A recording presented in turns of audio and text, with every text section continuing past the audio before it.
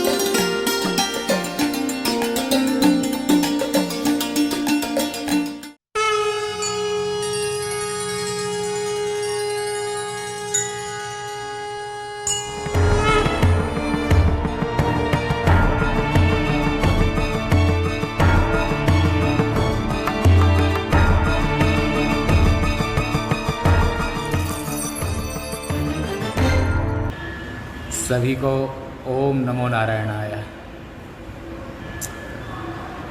वंदे देव उमापतिं सुरगुरुं, वंदे जगत्कारणं, वंदे पन्नगभूषणं मृगधरं, वंदे पशूनां पतिं, वंदे सूर्यशशाङ्कवह्निनयनं, वंदे मुकुन्दप्रियं, वंदे भक्तजनाश्रयं च वरदं, वंदे शिवं शंकरं। बोलो शंकर भगवान की, श्री महाकाल महाराज के। नित्य प्रति क्रमशः आज 17/7/2020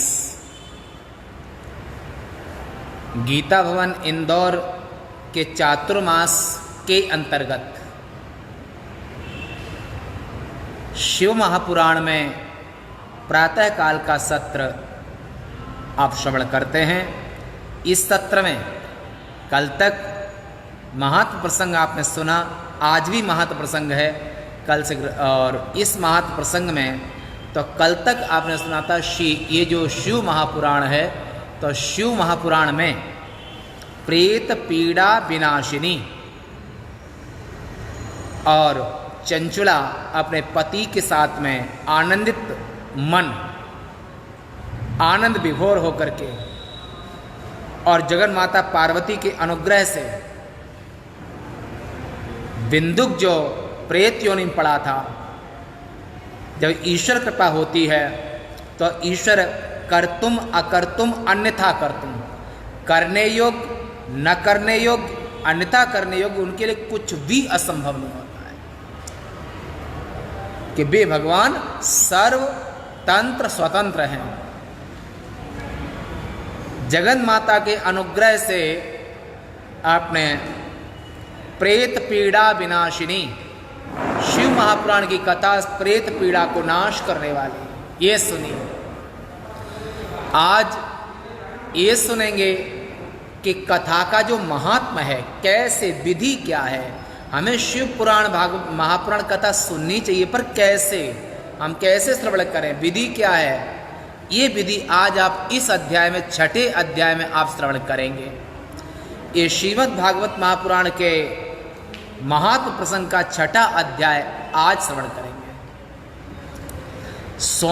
शौनक जी प्रश्न करते हैं, सूत सूत महाप्राज्ञ व्यास शिष्य नमोस्तुते, धन्यस्त्वं शैव वर्योऽसि वर्णनीयं महद्गुणः। शिव भक्तों में अग्रगण्य सूत जी महाराज आपकी जय हो, आपकी जय हो। आप इस धन्य हैं पृथ्वी पर, आप शिव भक्तों में अग्रगण्य हैं और शिव भक्तों में आपका पहला नाम आता है। और ऐसे शिव भक्तों में अग्रण्य सूत जी को हमारा नमस्कार है, प्रणाम है करके, और उन्हें आगे कहते हैं श्रीमद्शिवपुराणस्य श्रवणस्य विधिं वद तेन सर्वं लभेक्षोता संपूर्णं फलमुत्तमम्। कोई भी कार्य करो, अगर वो कार्य विधि से नहीं होगा तो विधिहीनं क्रियाहीनं श्रद्धा विरहितम अदक्षिणम। वैदिक कर्म अगर विधि नहीं अपनाई, क्रिया नहीं अपनाई, बिना दक्षिणा के कोई कार्य, अदक्षिणम श्रद्धा विरहितम, और अंतःकरण में श्रद्धा नहीं है, केवल दिखावा है, तो ये कोई भी फलीभूत नहीं होते हैं। वेद कहते हैं श्रद्धामयो अयं पुरुषः, पूर्ण पुरुष वो है जिसके दिल में श्रद्धा हो। पर श्रद्धा कैसे मिलती है व्यक्ति को? तो सामवेद में छांदोग्य श्रुति में तो ऐसा कहा है कि व्यक्ति वही पुरुष पूर्ण होता है जो मातृवान पितृवान आचार्यवान यस वेद तद वेद। सामवेद के छांदोग्य श्रुति में ये उद्घोष है कि जो व्यक्ति माता वाला हो, पिता वाला हो, आचार्य वाला हो, वो पूर्ण होता है। बोला माता पिता सबके होते हैं, फिर माता शब्द, पिता शब्द, गुरु शब्द क्यों कहा? बोला इसलिए कहा कि माता से हमको दिल मिलता है, प्यार, स्नेह, ममता, करुणा, और ये जो है ये माँ से, माँ जो स्तनपान कराती है वो बच्चे के अंदर में उससे दिल का निर्माण होता है। माँ की ममता हृदय दिल बन करके, प्रेम बन करके, करुणा बन करके, स्नेह दया बन करके वो हमारे अंतःकरण में वो श्रद्धा का रूप लेती है। श्रद्धा माँ का रूप है। तो माता से दिल, पिता से दिमाग, ब्रेन, अनुशासन, डिसिप्लिन, और साहसपूर्वक खड़े रहना। जैसे आप सुना था पहले, अगर शरीर में सब कुछ हो, हड्डी ना हो, तो ये बॉडी कैसी लगेगी? लंजर पंजर, मतलब बिना ढांचे की बिल्डिंग कभी खड़ी नहीं होती है। पिता अस्थि है, हड्डी है, स्तंभ है। पिता प्राण है, पिता हड्डी के अंदर का लिक्विड है। 4 तत्व पिता से आते हैं, रक्त, मांस, मेद, मज्जा, 5 मां से आते हैं। और सब कुछ 9 नववीर तंतुवीर युक्त ही, 9 से देह बनता है। उनमें अगर एक न हो, हड्डी न हो, तब भी बॉडी किसी काम की नहीं है। प्राण न हो तब भी किसी काम की नहीं है। खून न हो तब भी किसी काम की नहीं है। खून तो माँ से मिलता है, मातृ तत्व है, और खून की कमी लोगों में हो जाती है। और खून की जब कमी हो गई तो बड़ी मुसीबत। तो इसलिए कहने का तात्पर्य यह है कि आप महान पिता है, महान माता है, एक कहने में सोचना पड़ेगा। इसलिए संतान के लिए जगता पितरौ वंदे, संतान के लिए माता और पिता दोनों ही समादरणीय हैं। कोई बड़ा छोटा नहीं वहाँ पर। माता पिता दोनों ही के, माता पिता दोनों ही पुत्रश्च में आत्मा, माता पिता ही पुत्र के रूप में, अगली पीढ़ी के रूप में सब संभालते हैं। दिल भी खूब है, दिमाग भी खूब है। जहाँ पर प्रेम करना चाहिए वहाँ दिमाग लगा दिया, और जहाँ दिमाग लगाना चाहिए मार्केट में सब्जी लेते हुए जहाँ दिमाग लगाना चाहिए, और मार्केट में आप प्रेम करने लगे तो क्या होगा? दाल में घुनी और अच्छी दोनों मिला देंगे, सब्जी में आधे सड़े आधे गले, ये चुप्पे भर देंगे, पैसे पूरे लेंगे। इसलिए घर के अंदर में बच्चे, पत्नी, सुहृद, इनके बीच में स्नेहात्मक संबंध होना चाहिए। और घर से जब आप बाहर निकले तो ब्रेन होना चाहिए, बिल्कुल सावधान। हम पैसे दे रहे हैं, आप फ्री में नहीं दे रहे हो। वहाँ पर ब्रेन होना चाहिए कि हमें ये वस्तु चाहिए या नहीं चाहिए, पसंद आई तो लेंगे, नहीं तो नहीं लेंगे। तो घर के बाहर में ब्रेन का प्रयोग, घर के अंदर में दिल का प्रयोग, और कहाँ पर दिल लगाना चाहिए, कहाँ पर दिमाग लगाना चाहिए, ये दोनों का जो समन्वय है ये गुरु शक्ति है, ये गुरु शक्ति है। तो मातृवान पितृवान आचार्यवान यस वेद तद वेद, इस सामवेद के छांदोपनिषद में श्रद्धा शब्द माता से मिलता है, और श्रद्धामयो अयं पुरुषः, ये पुरुष श्रद्धालु होता है तो हर कार्य में सफलता मिलती है। पर सत मन में ला करे सो में दाजर जाए, बुलाया, निमंत्रित किया, बिठाया, पर परोसने की काल में अपने को कुछ और, पराये को कुछ और। पर सत मन में ला करे सो में दाजर जाए, प्रेम सहित मरिबो भलो जो विष दे बुलाए। मातृ तत्व है, तो माँ से हमको प्यार, स्नेह, ममता, करुणा, ये सब। पिता से अनुशासन, डिसिप्लिन, युद्ध में खड़े रहना, नियम का पालन करना, माने 4 बजे उठना, माने ये पिता से शासन मिलता है। और दोनों का जो समन्वय है वो गुरु शक्ति है, वो गुरुदेव से मिलता है कि कहाँ पर प्रेम करना चाहिए, उपयोग करना चाहिए। औरंगजेब कृति, क्रूरों की कृति, ये सब की सब जो हैं, ये सब की सब क्या हैं, ये सब ब्रेन वाले। अधम को बैन समान, सूर्यवंशी राजा बैन, धुंधकारी, औरंगजेब, और भी जिन्होंने कत्लेआम मचा दिया, निरीह प्रजा को। दिल नहीं है वहां पर, दिमाग है। और मर्यादा पुरुषोत्तम श्री राम के यहां पर नीति प्रीति परमारथ स्वार्थ, पूर्ण पुरुष हैं, वो पूर्ण पुरुष हैं, आदर्श हैं। नीति प्रीति परमारथ स्वार्थ, कौन राम सम जान जथारथ। वो यहाँ पर कहते हैं कि हे सूत जी, तो जो श्रद्धा है, वो श्रद्धा से श्रवण, जो श्रद्धा है लवेक श्रोता, जो श्रद्धा से शिवपुराण की कथा सुनता है उसे पूर्ण फल की प्राप्ति होती है। श्रद्धामयो यं पुरुषः अत ते संप्रवक्ष्यामि संपूर्ण फल हेतवे विधिं शिव पुराणस्य शौनकस्त्रवणे मुने। हे शौनक जी, अब आप शिव महापुराण कैसे सुनना चाहिए इसकी विधि कहते हैं। तो यहाँ पर विधि में कहते हैं, पहले देवज्ञं समाहूय संतोष्य च जनान्वितः मुहूर्तं शोधये क्षुद्धं निर्विघ्नेन समाप्तये। ज्योतिषी ब्राह्मण को बुलाए, ज्योतिषी को बुलाए, क्योंकि वेद का जो मुख है वो व्याकरण है, आँख है वो ज्योतिष है, छंदा पादव, छंद पैर हैं। ज्योतिषी को बुला करके और मुहूर्त निकाले, और मुहूर्त निकाल उस ज्योतिषी को, माने पंडित को, आचार्य को, परिवार के सब लोग दक्षिणा दें।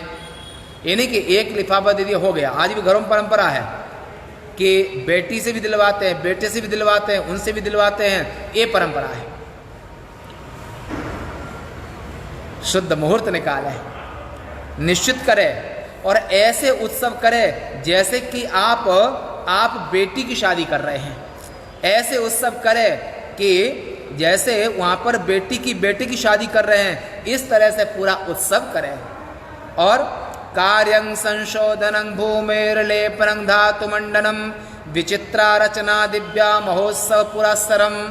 सुंदर मंडप बनाए केले का, ऊंची व्यासपीठ बनावे, गाय के गोबर से लेपन करे, ये सब करे।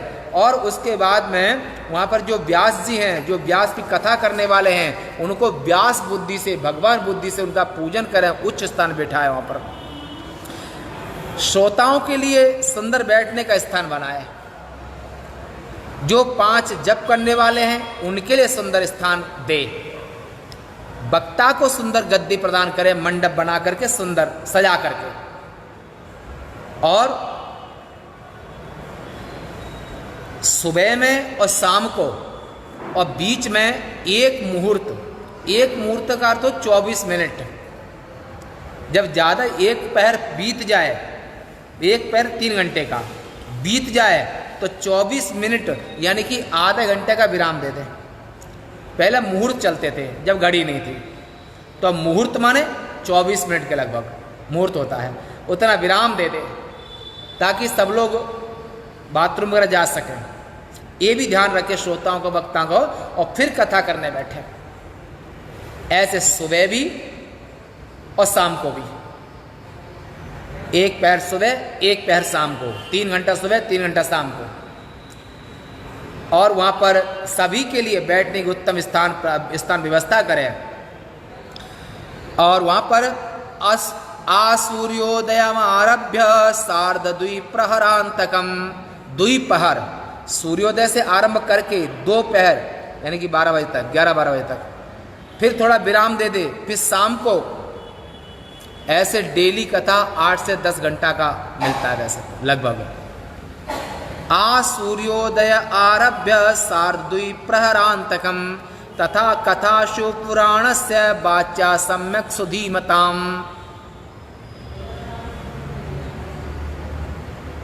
धीमताम बुद्धिमताम, ऐसा बुद्धिमान व्यक्ति वहाँ पर जो कथा के लिए यहाँ पर पुण्यप्रद कथा का प्रवचन वही करे जो पुराण का ज्ञाता हो, पवित्र हो, चतुर हो, शांत प्रकृति का हो, जो जिसमें ईर्ष्या आदि दुर्गुणों से रहित हो, वो करे।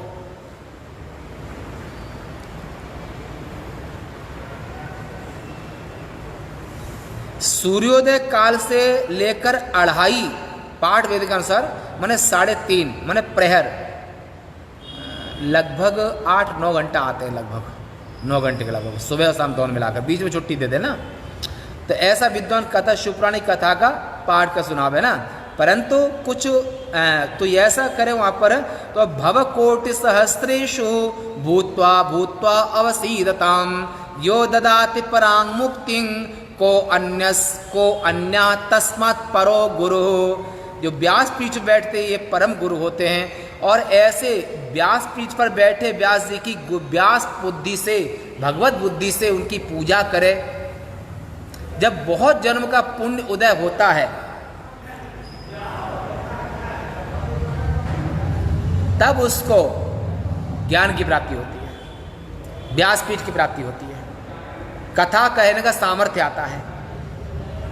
बहुत जन्मों के पुण्य प्रताप से, बहुत जन्म पुण्य प्रताप से उसको यहाँ पर इस योग की प्राप्ति होती है, व्यासपीठ की, और गुरुत्व की प्राप्ति होती है, गुरु शक्ति, क्योंकि गुरु शक्ति स्वयं नारायण है।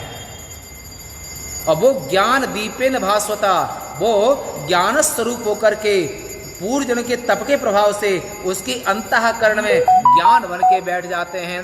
तो ऐसे पुराणज्ञ सुशिर दक्ष, जानकार हो, पवित्र हो, दक्ष हो, कुल बुद्धिमान हो, शांत हो, और राग द्वेष आदि से रहित हो, ये वक्ता के गुण कहे।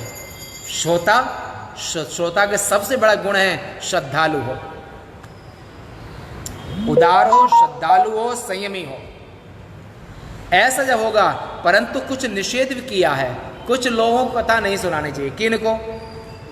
ये धूर्ता ये च दुर्वृत्ता ये चान्ये विजिगीषवः तेषां कुटिलवृत्तीनाम अग्रे नैव वदेत् कथाम। दिल का काला, रागद्वेष वाला, दोषावलोकन करने वाला, निंदक, संतों ब्राह्मणों का निंदक आदि जो लोग है, धूर्त है, पाखंडी है, इन लोगों को कथा नहीं सुनाना चाहिए। न दुर्जन समाकीर्णे न दस्यो समावृते देशे न धूर्त सदने बदेत पुण्य कथाम इमाम कथाम न बदेत। ये पुण्यमयी जो शिवपुराण की कथा है, ये दुष्टों के बीच में नहीं कहना चाहिए, धूर्तों के बीच में नहीं कहना चाहिए। दस्यु माने चोर लुटेरे, उनको कथा नहीं सुनाना चाहिए। चोर लुटेरे, दस्यु समावृते, और दुर्जन को, उनको भी नहीं। और इनके लिए कथा का निषेध किया है जब तक वो अपने में सुधार न कर लें। अगर उनके अंदर भी श्रद्धा हो जाए तो सुनाना चाहिए, और जब तक उनके श्रद्धा नहीं है, भावना नहीं है और धूर्तता कूट कूट के भरी है, छल कपट दम्भ ये भरा हुआ है, तब तक उनको छोड़ दो संसार में चरने के लिए। और जब उनके पुण्य पकेंगे, मन में श्रद्धा उगेगी, तो अभी वो सुनेगा, अन्यथा सुनेगा कैसे? तो इसलिए ये निषेध किया। कथा विराम कर्तव्यो मध्याह्ने ही मुहूर्तकम, मध्याह्न में दोपहर में कथा का विराम देना चाहिए। कितने?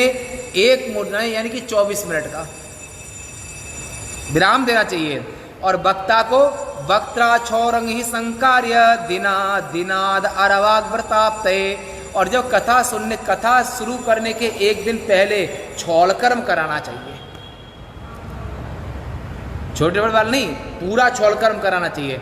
सन्यासी परंपरा में है कि हर पूनम की पूनम छौल कर्म कराते हैं, चतुर्दशी पूनम महीने में 1 बार कथा शुरू करे तो छौल कर्म करावे, और अपने नित्य नियम को थोड़ा कम करे कि ज़्यादा बैठना पड़ेगा। कथा वो नित्य नियम कम कर दे, शॉर्ट में करे, संक्षेप में करे, और कथा के लिए पूरा टाइम दे। और उसके बाद कथा शिव पुराण से शुण्यात आदरात सुधी श्रोता सुविधिना शुद्धा शुद्ध चित्ता प्रसन्न दे। श्रोता प्रसन्न चित्त होना चाहिए, बुद्धिमान होना चाहिए, श्रद्धालु होना चाहिए, भगवान शिव के प्रति निष्ठा होनी चाहिए। ये श्रोता के लक्षण कहे। कथाधीशं विशिवम भक्त्या पुस्तं च विशेषतः, और वहाँ पर कथा विघ्न विनाशार्धम गणनाथम प्रपूजयेत, कथा के आरंभ करने के पहले गणेश जी का स्मरण जरूर करना चाहिए। संसार में विघ्नों की कोई कमी नहीं है, ताकि हमारी कथा में कोई विघ्न ना आए।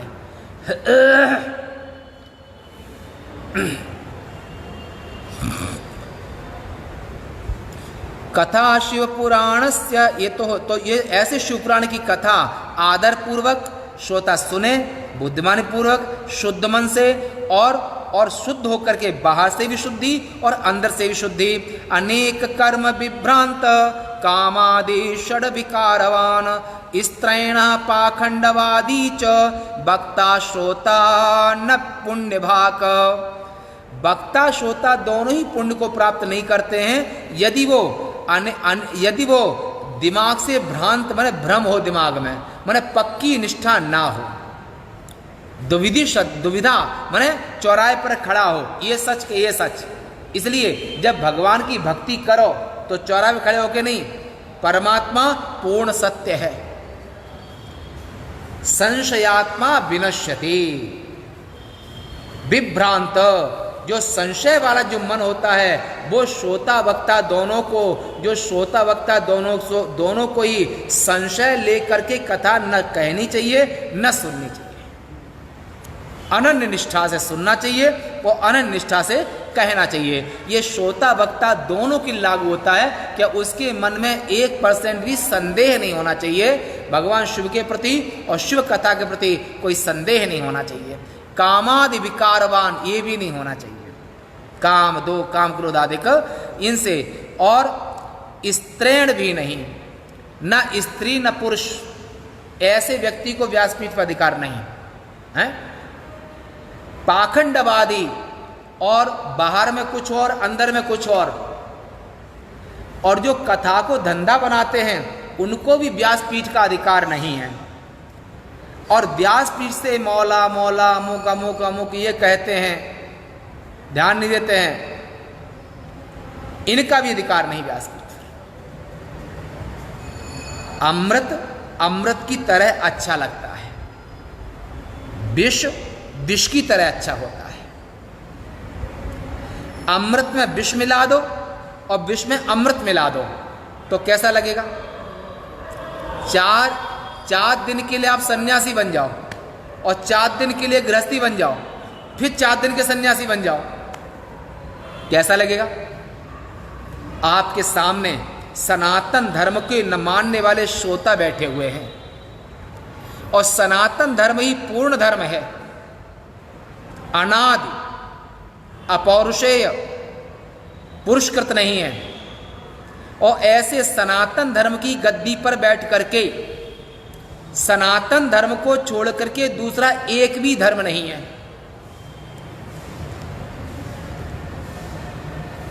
चाहे वो इस्लाम हो, ईसाई हो, उनको धर्म नहीं कह सकते हैं, मजहब कह सकते हैं, धर्म नहीं है वो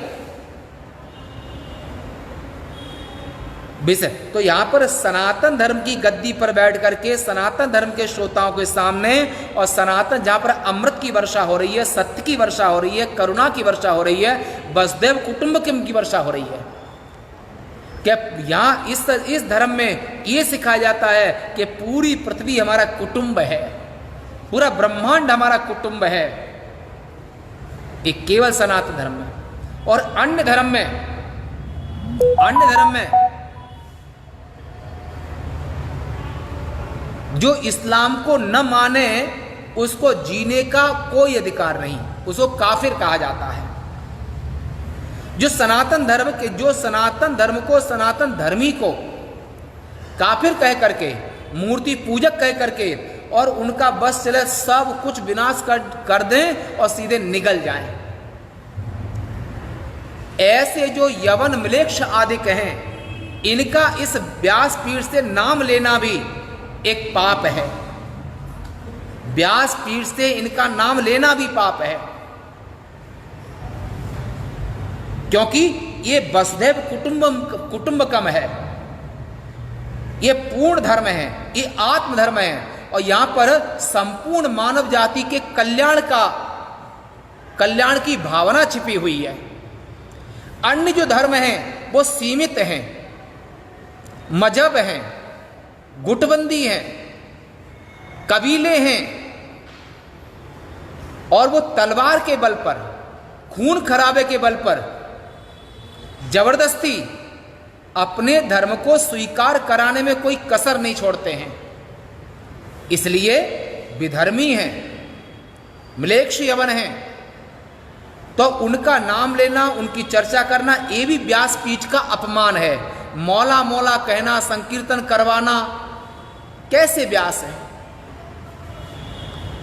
जहां पर एक देव अच्युत प्रभु पूजा, एक देव, जहां पर जैसे पूरी पृथ्वी का जो आत्मा है, ऐसे आत्मदेव की चर्चा में, और जहां पर जिनके यहाँ पर बड़ी बुद्धि नहीं है, बड़ा विचार नहीं है, बड़ी सोच नहीं है, और बड़ी भावना नहीं है, और उनके लिए कहना कि यहाँ पर तो राम रहीम अल्लाह मुझे सब एक समान है, कभी नहीं हो सकते हैं, कभी नहीं। सत्य सत्य होता है, झूठ झूठ होता है।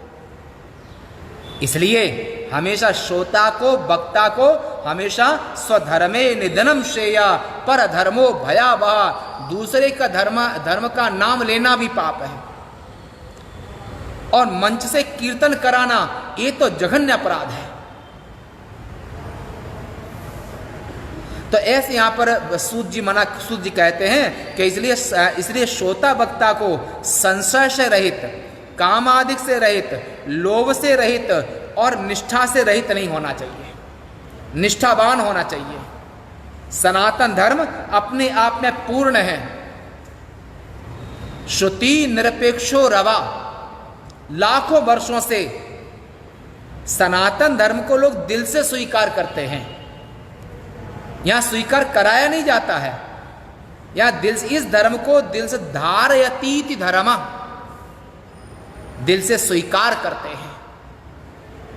और सनातन धर्म के विरोध में, सनातन धर्म सिद्धांतों के विरोध में जो भी हैं,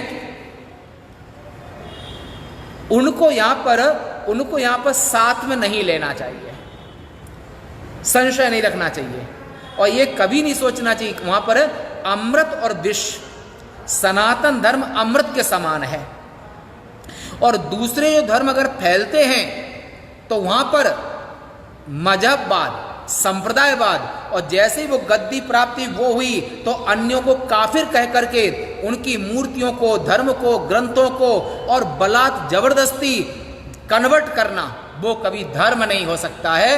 वो कभी धर्म नहीं, वो तो हिंसक हैं, क्रूर हैं। इसलिए उनकी समानता सनातन धर्म से कभी हो ही नहीं सकती है।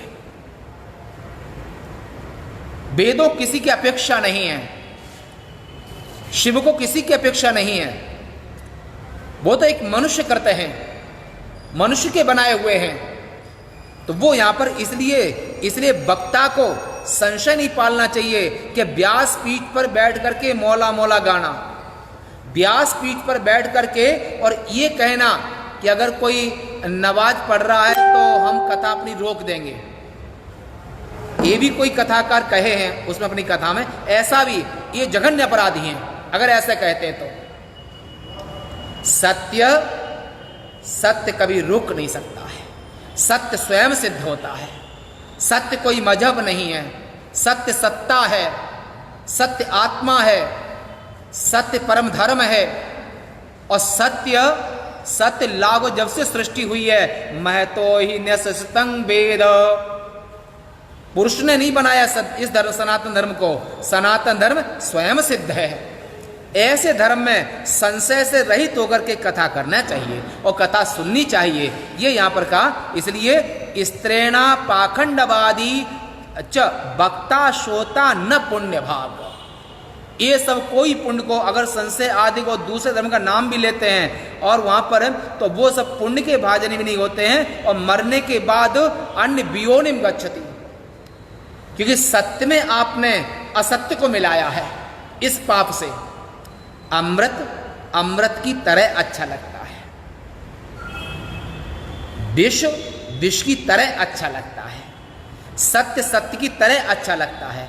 असत्य कैसा असत्य होता है, क्रूरता होती है, अभय होता है। सनातन धर्म सबको अभय देता है, यहाँ पर मिलावट अच्छी नहीं होती है। इसलिए वक्ता का ये भी दायित्व है कि अपने धर्म की दृढ़ता पूर्वक स्वयं भी निष्ठा से पालन करे और निष्ठा ऐसी दे कि यहाँ पर जैसे भगवान कृष्ण ने स्वधर्मे निधन पर धर्मो भयावा, दूसरे के धर्म का नाम लेना और दूसरे के धर्म भय को देने वाले होते हैं। इसलिए जिसका जो धर्म है अपने धर्म का पालन करें, ऐसा। तो यहाँ पर लोक चिंता धनागार पुत्र चिंतांग व्युदस्य च कथा चित्ता शुद्ध मति स लभेत फलमुत्तमम।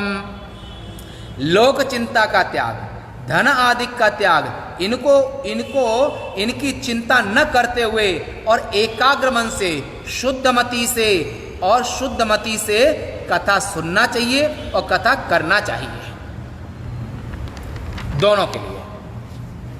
अभक्ता ये कथा पुण्यं शृण्वन्तीं नराधमा तेषां श्रवणजं नास्ति फलं दुःखं भवे। और जो अभक्त ये कथा पुण्यं शृण्वन्ति इमां नरा, जो अधम जो दूसरे लोग हैं, जो भगवान के भक्त नहीं हैं और भगवान के भक्त नहीं हैं, नास्तिक हैं, इस टाइप के लोग हैं, तो उनकी निष्ठा भी कैसे होगी। नास्तिक जो भगवान को ही नहीं मानता है, उसे कथा सुना के तुम्हें क्या मिलेगा है? तो यहाँ पर ये कहते हैं कि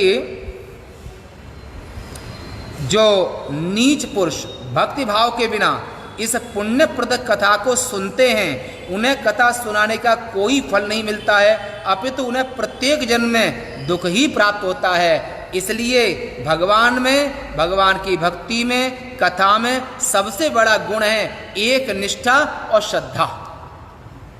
श्रद्धा अमृत घट पी गई, संशय निरखता ही रहा। जो श्रद्धा होती है वो अमृत पान करती है और संशयात्मा विनश्यति। गीताकार कहते हैं कि जो संशयालु व्यक्ति होता है वो कहीं भी सुख को प्राप्त नहीं करता है, उसका विनाश होता है। असंपूज्य पुराणं ये यथाशक्त्यायुपायने शृण्वन्ति मां कथां मूढासुरदरिद्रा न पावना। अपनी शक्ति के अनुसार उपहारों को बिना समर्पित किए तथा उसकी पूजा किए बिना जो मूर्ख इस कथा को सुनते हैं, वे पवित्र न होकर दरिद्री बने रहते हैं। यानी कथा में जो करते हैं ना कि उपहार आदि, फूल आदि प्रणाम किया, कुछ पुष्प आदि, फल आदि भेंट करते हैं, तो ये एक शिष्टाचार परंपरा है। गुरु, भगवान, राजा और जिस घर में छोटे बच्चे हों वहाँ पर खालियात नहीं जाना चाहिए। ये नीति है। ईश्वर, गुरु, राजा, विद्वान और जिस घर में छोटे बच्चे तो वहाँ पर उपहार की बात, उपहार लेकर के भले फूल लेके जाएं, फूल समझ करके प्रणाम करें ऐसा। तो इसने यहाँ पर कहा, और जो इस तरह से कथा की विधि का ध्यान रखते हैं, सुनते उन्हें पूरा फल प्राप्त होता है। एच तुंगासनारूढ़ा शुनन्ति इमां कथां नरः भुक्त्वा ते नरकान् सर्वान् ततः काका भवन्ति। तुंग आसन, तुंगासन ऊंट आसन, तुंग आसन अथवा एक ऐसे रख के आसन, इन आसनों का ध्यान रख के अगर ऐसे बैठते हैं तो कथा को तुंग आसन से बैठ के सुनते हैं। जैसे उष्ट आसन है, ये जो गुरु का आसन है, एक ऐसे कथाओं के आसन का ध्यान, इसलिए सुखासन से कथा सुने। और जो उष्ट आसन से कथा सुनता है वो नरक में जा करके और फिर कौवा की योनि को प्राप्त करता है, मनुष्य लोक में नरक भोग करके कौवा बनता है। शोष्णीशमस्तकाये च शुण्णन्ति इमां कथां नरा ततपुत्राश्च प्रजायन्ते पापिना कुलदूषका ताम्बूलं भक्षयन्तो ये शुण्णन्ति इमां कथां नरा स्वविष्टां खादयन्ति तान् नरके यमकिंकरा। पान खा करके कथा सुनना निषेध है। पान चबाए रहे और कथा सुन रहे हैं, ये भी निषेध है। तो ये लोग भी जो मनुष्य व्यास से ऊंचे आसन पर बैठ के इस कथा को सुनते हैं, वे मृत्यु के बाद सभी नरकों कष्ट भोग करके अंत में कौवे के रूप में जन्म लेते हैं। और जो पगड़ी बांध करके जो श्रोता इस कथा को सुनते हैं, उनके पुत्र पापी तक कुल कलंकी होते हैं। और जो मनुष्य पान खाते हुए इस कथा को सुनते हैं, मृत्यु होने पर यमदूत उन्हें अपना मल खिलाते हैं। और जो मनुष्य व्यास को प्रणाम किए बिना आए और ऐसे ही बैठ गए, ये मर्यादा शिष्ट विरोध है। व्यास को प्रणाम किए बिना और जो कथा सुनते हैं, वे दूसरे जन्म में अनेक प्रकार की नरक यातनाओं को भोग कर अंत में अर्जुन वृक्ष के रूप में जन्म लेते हैं। अर्जुन वृक्ष के रूप में हैं? बिना प्रणाम किए बैठ गए। शिष्टाचार का भगवान, ईश्वर, व्यास मत्था झुकना चाहिए। जेन नमत हरि गुरु पद मूला। हरि, गुरु और शिव के चरणों में और गुरुजनों के चरणों में यहाँ पर जो सिर झुकता रहता है वो संसार में कहीं नहीं झुकता है। अनातुरा शयाना ये शून्यन्ति इमां कथां नराः भुक्त्वा ते नरकान् सर्वान् भवन्ति अजगरादया। लेट करके कथा सुनना आदि ये भी निषेध है? तो शयाना, सोते हुए लेट के कथा सुनना, तो वो जाकर अगली योनि में अजगर बनता है। लेट के कथा सुनना निषेध, अजगर योनि में जाना पड़ता है। तो ये अलग अलग इसके परिणाम की कथा को सुनते समय ध्यान रखें। तो और इसी तरह से वक्तु समासन रूढ़ा ये शुण्यन्ति कथामिमां गुरुतल्प समं पापम प्राप्यते नारकै सदा। और जो कोई व्यक्ति यहाँ पर व्यास के बराबर के आसन से बैठ करके जो श्रोता इस कथा को सुनते हैं, वे नारकी मनुष्य गुरुतल्प गमन के समान पाप के भागी होते हैं। गुरुतल्पगामी क्या होता है?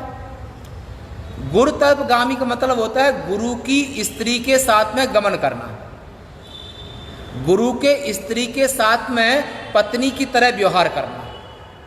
ये पाप जघन्य पाप है। एक दूसरा, वीर स्त्रियं न गच्छेत। गुरुतल्पगामी जैसा पाप है और ऐसा ही पाप है वीर स्त्रियम। वीर स्त्री का अर्थ होता है सन्यासिनी, सन्यासिनी वीर स्त्री। तो जो गुरु की स्त्री के साथ में शारीरिक संबंध रखना और सन्यासिनी के साथ शारीरिक संबंध रखना, ये सब नारकी होते हैं। इनको गुरुतल्पगामी का पाप लगता है। तो और जो कथावाचक की तथा इस पवित्र कथा की निंदा करते हैं, वे 100 जन्मों तक दुखों को भोग करके अंत में कुत्ते की योनि में जन्म लेते हैं, कुत्ते की योनि में जाते हैं। और जिस समय कथा हो रही हो उस समय जो इसका संबंध है, बुरी बातें निंदा आदि करते हैं वो ठीक नहीं होते हैं, और वो यातनाओं को वो करके गधे की योनि में जाते हैं, निंदा आदि। इसलिए पर निंदास्तम अगन गरीषा कथायांग वर्तमानायांग दुर्वादं ये वदन्ति भुक्त्वा ते नरकान घोरान भवन्ति गर्दभास्तथा। अगली योनि में गधे की योनि में जाते हैं, जो कथा सुनते सुनते आपस में निंदा करते हैं। कदाचिन्नपि शृण्वन्ति कथामेतां सुपावनीं भुक्त्वा ते नरकान घोरान भवन्ति वनसूकरा। और दूसरे जो लोग हैं, जो मनुष्य कभी इस पवित्र कथा को नहीं सुनते हैं, जो कभी सुनते नहीं है इस शिव पुराण की कथा को, जिंदगी में जिनने कभी नहीं सुना है, वे घोर नरकों में कष्टों को भोग करके अंत में जंगली सूअर के जन्म को पाते हैं। मनुष्य होकर के अगर कथा को सुने बिना यहाँ से चले जाते हैं, वो अगली योनि में जाकर के वन में सूअर की योनि मिलती है उनको, वन में सूअर की योनि को प्राप्त करते हैं। ऐसा व्यास जी का है ना। तो इसलिए जिसमें कथा हो रही हो उसमें पुरुष दुष्ट पुरुष विघ्न करते हैं, वे करोड़ों वर्षों तक नरकों के कष्टों को भोग करके और दूसरे जन्म में गांव के सूअर होकर के मलमूत्र का सेवन करते हैं। एक है वन का सूअर और एक है गांव का सूकर। जो कथा में विघ्न पादा पैदा करते हैं उनको गांव के सूअर बनना पड़ता है। ये तो इस प्रकार श्रोता वक्ता दोनों को भक्ति पूर्वक कथा को सुनने तथा सुनाने के लिए प्रेम से तत्पर होना चाहिए, मन श्रद्धा से। कथा में किसी प्रकार का विघ्न न हो, इसके लिए गणेश जी का पूजन अवश्य करना चाहिए।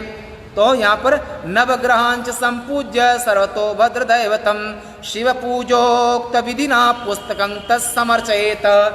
भद्र पूजन, नवग्रह पूजन, गणेश जी का पूजन, ये पूजन करके और पोथी का पूजन करना चाहिए।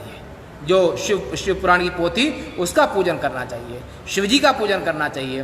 पूजनान्ते महाभक्त्या करो वद्वा विनीतकः साक्षात् शिव रूपस्य पुस्तकस्य स्तुतिं चरेत। ये जो पोथी है, ये पोथी भगवान शिव का वाङ्मय स्वरूप है। आते समय जाते समय व्यासपीठ को प्रणाम करके ही बैठना चाहिए और प्रणाम करके निकलना चाहिए। पोथी, ये जो शिव पुराण की पोथी, ये भगवान शिव का वाङ्मय स्वरूप है, ये विधान है। तो मनोरथो मदीयो यं कर्तव्या सफलस्त्वया निर्विघ्नेन सुसंपूर्णं कथा श्रवणस्तु मे भवाब्धिमग्नं दीनं मां समुद्धर भवार्णवात् कर्मग्राह गृहीतांगो दासोहं तव शंकर। कथा सुनते हुए आरंभ में भगवान शंकर का ध्यान अवश्य करना चाहिए और भगवान शंकर का ध्यान करते हुए ऐसी स्तुति करना चाहिए, हे प्रभो, हे आशुतोष, आशु तुष्यति इति आशुतोष, माने अति शीघ्र प्रसन्न होने वाले देव, करुणावतारम। जितनी करुणा भगवान शिव के दिल में है उतनी करुणा कहीं नहीं। करुणावतार का चिंतन, चिद स्वरूप का चिंतन, अति शीघ्र प्रसन्न होने वाले आप देव, ये चिंतन, ऐसे भगवान के गुणों का चिंतन करते हुए कथा सुनना चाहिए, प्रणाम करना चाहिए। और व्यास जो पोथी होती है ये भगवान शिव का वाङ्मय स्वरूप है। एवं शिव पुराणं ही साक्षात् शिव रूपकम स्थित्वा दीन वचा प्रोच्य वक्तु पूजां समारचेत समारभेत। और जो पोथी है ये भगवान साक्षात शिव स्वरूपकम, जो शिवपुराण की पोथी ये भगवान शिव का, महाकाल का साक्षात स्वरूप है। और ऐसे भगवान शिव के गुणों का चिंतन करते हुए और जितने समय बैठे भगवान शिव दिव्य गुणों का चिंतन करते हुए और जो पोथी स्वरूप माने शिव पुराण की पुस्तक को भगवान शिव का स्वरूप मान करके व्यास पीठ पर मत्था टेक कर बैठे और जाए तो व्यास पीठ पर मत्था रख करके फिर जाए, मैं प्रणाम करके जाए। अर्थ इसका यह हुआ, तदग्रे शुद्ध चित्तेन कर्तव्यो नियमस्तदा आसमाप्ति यथाशक्त्या धारणेय सुयत्नतः। और अपनी क्षमता के हिसाब से शुद्ध चित्त, प्रसन्न मन और शुद्ध हृदय से होकर के कथा को सुने और मन में धारण करे। चिंतन करे बार बार। वर्णं पंच विप्राणां कार्यं वै कस्य भक्तितः शिव पंचार्ण मंत्रस्य जपाकार्ष तई सदा। एक बात और बोली, महत्वपूर्ण बात उन्होंने बोली, जब तक आप कथा सुने आए तो नमः शिवाय नमः शिवाय नमः शिवाय नमः शिवाय, इस मंत्र का मन ही मन में कथा सुनते रहो और मन ही मन में एक पल भी इस मंत्र को विसारे ना। ये मंत्र भगवान भगवान महादेव महाकाल का ये भगवान 5 अक्षर हैं। ये पांचों अक्षर भगवान महादेव का विशेष मंत्र है नमः शिवाय। विकट वेश मुख पंचपुरारी, ऐसे भगवान मृत्युंजय महादेव का उनका ही चिंतन, उनका कथन, उनके मंत्र का जप करते हुए फिर कथा का श्रवण करें। इत्युक्तस्ते मुने भक्त्या कथा श्रवण सद्विधि श्रोतॄणां चैव भक्तानां किमन्यक्षोतमिच्छसि। सूत जी महाराज इतना कह करके और चुप हो गए। उनने फिर शौनक जी से कहा, ये जो महात्म प्रसंग था ये सब आपको जितना 6 अध्याय में बताया, अब इसके बाद आप क्या सुनना चाहते हैं? ऐसा कहकर सूत जी ने शौनक जी से कहा कि अब आप श्रोतॄणां च भक्तानां किम अन्यक्षोतमिच्छसि, अब इसके बाद क्या सुनने की इच्छा करते हो? महत्व प्रसंग पूरा हुआ यहाँ पर, और ये 6 अध्याय महत्व प्रसंग के हैं, ये पूरे हुए। पर अभी महत्व प्रसंग और भी है। एक अध्याय कल और महात्मा है, फिर परसों से कल ये 7वां अध्याय भी महात्मा का है, और ये फिर परसों से आपका शिवपुराणी कथा का आरंभ हो जाएगा, विद्येश्वर संहिता चलेगी। तो ये सब तो आज यहीं तक, शेष वार्ता हम कल पुनः मिलेंगे। और सभी से हमारा एक निवेदन है, इंदौर शहर की हालत अच्छी नहीं है, सभी लोग हमारी सरकार का सहयोग करें, अपना सहयोग करें, अपने स्वजनों का सहयोग करें, एक दूसरे का सहयोग करें। जब कोई भयंकर महामारी, वैश्विक महामारी हो, तो उस समय पर वो सावधान होकर के और नियमों का पालन करना चाहिए। सभी मास्क लगा के आएं, दूरी का ध्यान रखें, रास्ते में जाएं छुआछूत का ध्यान रखें, बेहद सावधान रहें। इसमें प्रकृति, इसमें देश, इसमें पूरी पृथ्वी पर वैश्विक महामारी, पूरी पृथ्वी पर भी महामारी है, और ये जब समष्टि पाप होता है तो महामारी का रूप ले लेता है। इसका सामना करना है, और ये कथा का आयोजन इस महामारी के निदान के लिए हम अपनी बांगमयी पूजा महादेव के चरणों में निवेदन करते हैं। हे महादेव, हमारे संपूर्ण पृथ्वीवासियों का कल्याण हो।